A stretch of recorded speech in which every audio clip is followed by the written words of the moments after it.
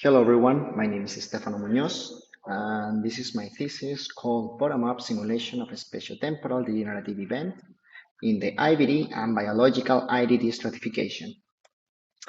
So, we have a problem in which 266 million people worldwide suffer some degenerative disease of the spine, and the main risk factor low back pain is the intervertebral degeneration that is increasing around the world and affect both young and old people, and it's the fourth most disabling disease. But this for all European project in which I'm involved contemplate a consortium with 15 young researchers with multidisciplinary training, including me.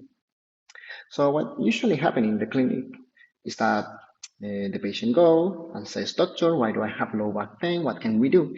And the doctor's like, "Well, we don't know exactly what is going on, but we can try some treatment to avoid an operation."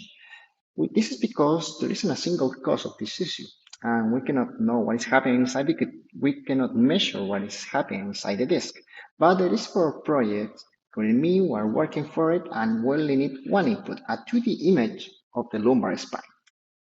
So as this is a consortium, I'm directly working with other PhD students. In this case, with Systematizing,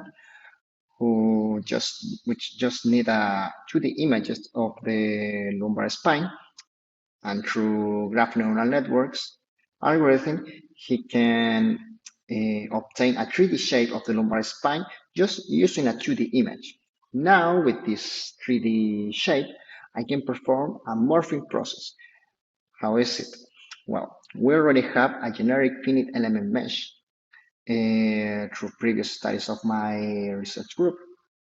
So what I'm doing is to morph this element mesh to patient-specific models to obtain the morphed model and then perform simulation to know what is happening inside the disc.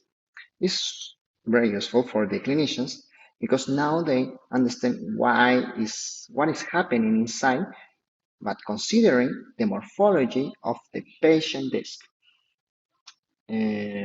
So now, this take a lot of time because they are finite element simulations. So to avoid the simulation and obtain the results instantaneously, I'm training different machine learning models to predict the result of the simulations and avoid the time of the simulations. So thank you for your attention. For the consortium, this for all, and the VCN MedTech and my laboratory, biomechanics and mechanobiology. Thank you for your attention.